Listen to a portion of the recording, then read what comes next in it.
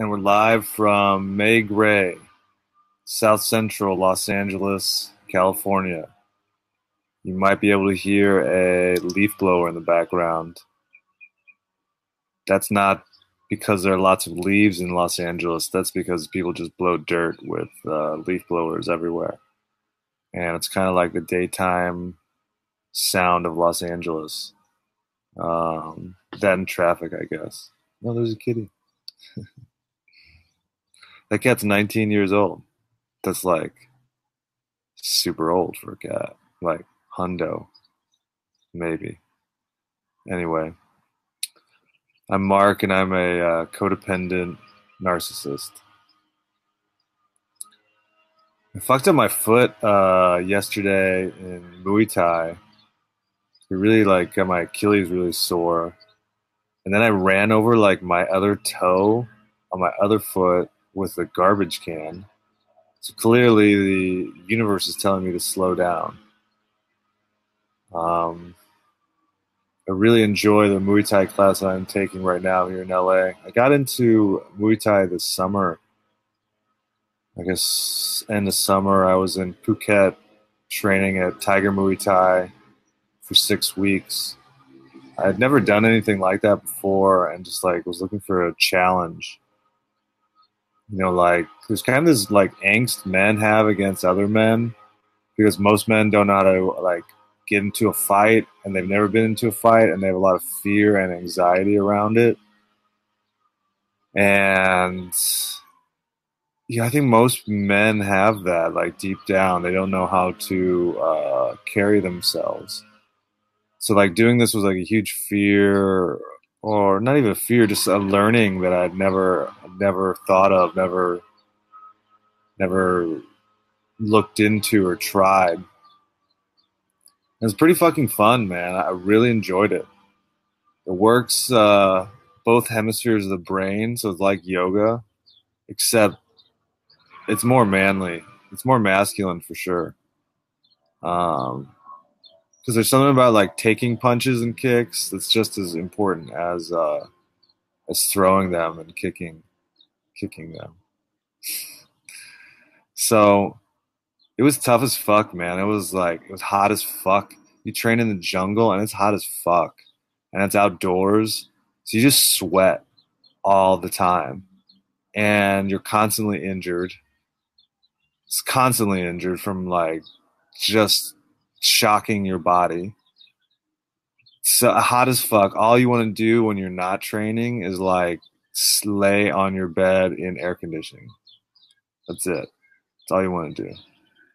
And no weed, because it's like a kingdom in Thailand, super illegal.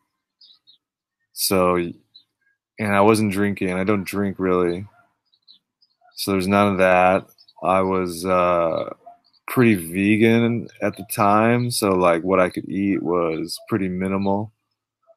I one time ate street food, got super sick, sucked. Got sick for a couple days on chicken and some weird protein shake with like super chemicals. I'd been in Bali for like a month before, like super clean, like plants every day. But anyway, I realized I couldn't eat a lot of Thai food because they cook with mostly palm oil, which is a pretty low consciousness oil. It's pretty heavy and it's not, didn't really sit well in my system. That made me sick a lot. So I had to eat, you have to eat at places called clean food. That's what you're looking for. That's like you can get a salad without like oil and shit on it everywhere. That and there was some dude, the Indian food in Thailand was a maze. It was fucking insane. So like special days I go get Indian food. There was a good Turkish place. And I got into CrossFit, not just the food. I got into CrossFit when I was there too. That was super fun. And I took the hardest yoga class of all time. I don't know what made it so hard. You were just holding poses forever, but I think it was because you're like you were you're training for like 2 hours or in CrossFit for like an hour of really tough shit and lifting. and then you'd have to do these like stretches with your legs, and it was fucking tough. Even like tough people could barely hang. I could barely hang. Um, so I went there just to see, just to get punched in the face, basically. I paid money to get punched in the face. It was very ego dissolving. Tripped, punched in the stomach. It's very ego dissolving. Kind of what I needed. Very healing. Learned a lot. Learned how to handle myself. And yeah, I was there because previously we were in Bali and I was with this girl. You know, we closed up our lives together in Los Angeles and uh, we're going to Bali, and I thought there was going to be a whole other experience. I really did. I thought it was going to be maybe we like grew together, grew closer.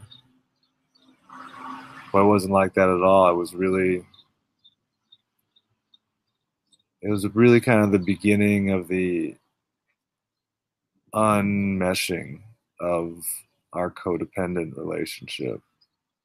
We were becoming more honest and authentic with each other, which was very difficult for both of us to do, or at least me to do. Very difficult for me to do. I can't speak for anybody else. So we're there, and we decided not to travel together anymore. Like a week after being there, and or 2 weeks after being there, and I went to a different part of the island. She stayed another part, and I got super sick again, man. Those Asian germs are like no joke. I think I'm like pretty healthy, but bro, man, like you're not even used to some of that shit over there. They're just like fuck you up. Smallest shit, man, like put you down for a couple days. So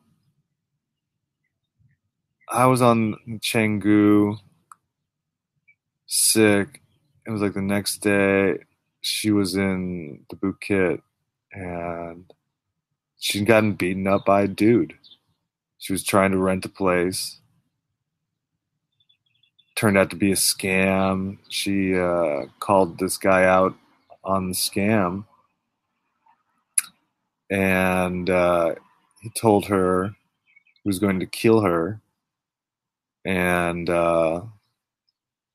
like ran after her and just started beating the crap out of her, beating shit out of her. And somehow she fought back. She got away,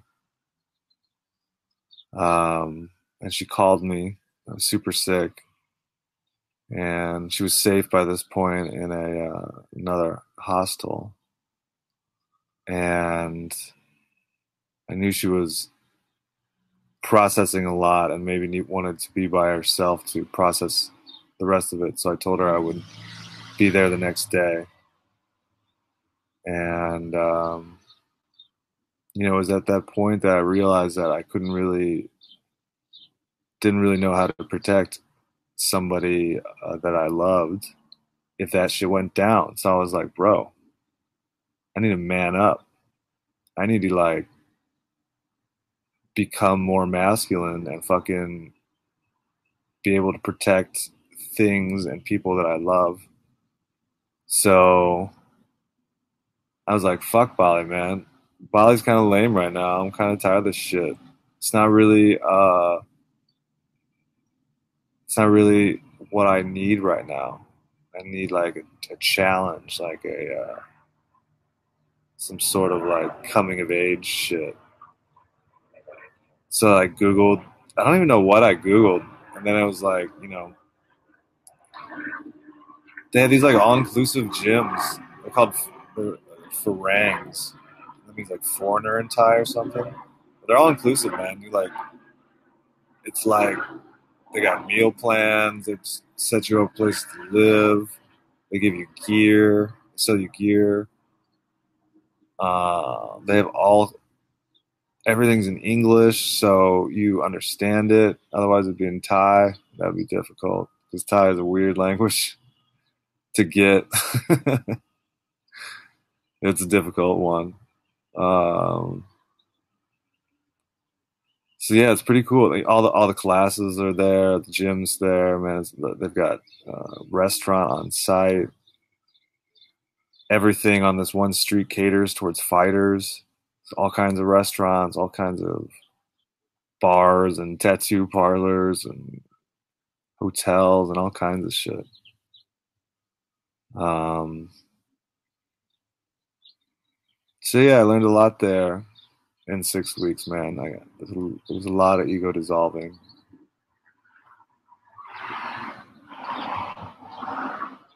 A lot of ego dissolving, man. It was a really interesting trip, and